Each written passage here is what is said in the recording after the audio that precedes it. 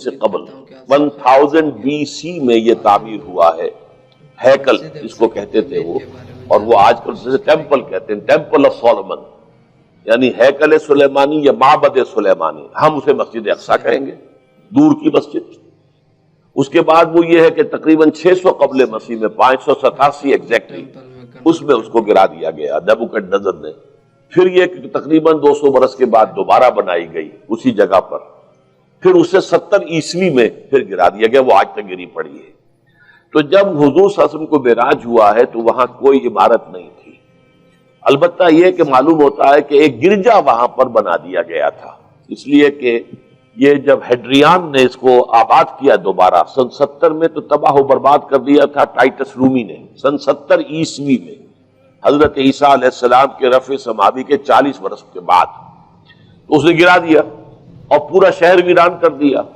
لیکن پھر 60-70 برس کے بعد وہ ایمپرر تھا ہیڈریان رومن ایمپرر، اس نے دوبارہ آباد کیا، اور دوبارہ آباد کیا تو اس کا نام ایلیا رکھا، اب یروشلم نہیں رہا۔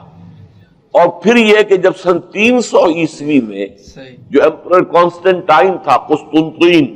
وہ جب عیسائی ہو گیا تو اب یہ پوری مملکت عیسائی ہو گئی، تو پھر وہاں ایک گرجا تعمیر کر دیا گیا۔ اس گرجا میں حضرت عمر گئے تھے، جب انہوں نے ہینڈ اوور کیا ہے حضرت عمر کو وہاں کے عیسائیوں نے، تو جب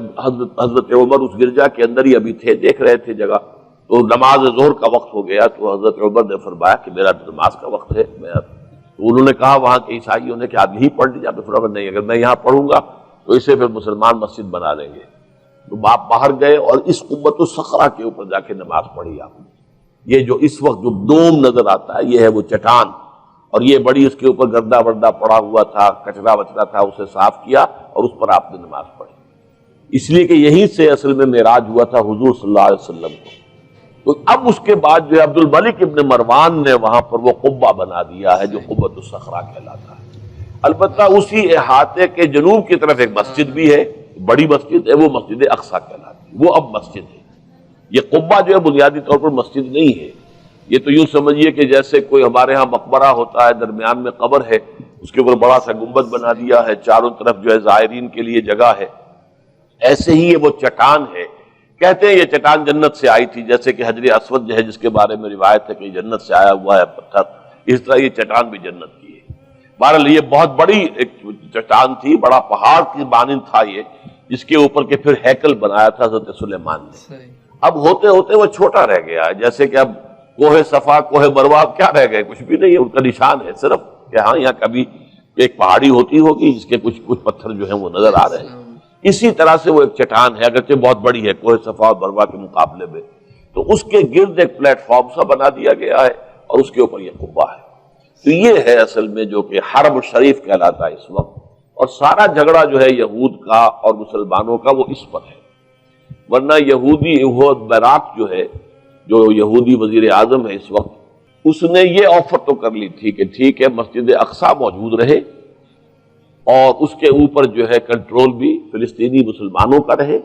لیکن یہ قبۃ الصخرہ پر نہیں ہے، اس لیے کہ یہ ہے وہ جگہ جہاں انہیں اس کو گرا کر اور اپنا تھرڈ ٹیمپل تعمیر کرنا ہے۔ یہ انہوں نے اپنے یہودی جو مذہبی عناصر ہیں انہیں رشوت دے رکھی ہے کہ باقی ہر معاملے میں تم ہمیں اجازت دے دو کہ ہم نے سینائی واپس کر دیا، ٹھیک ہے، گولان ہائٹس بھی واپس کر دیں گے شام کو، اور اسی طریقے سے ویسٹ بینک وغیرہ پر ہم ایک فلسطینی ریاست بنا رہے ہیں، تم اس کی اجازت ہمیں دے دو، لیکن ہم یہ جہاں تک یروشلم کے بارے میں ان کا کہنا تھا کہ یہ ہمارا جوائنٹ ایک ہی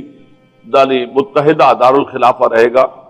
عربوں کا کوئی تعلق اس سے نہیں ہوگا، یہ پورا کا پورا ہمارے پاس رہے گا، اور پھر یہ کہ یہاں پر ہم وہ بنائیں گے اپنا ہیکل۔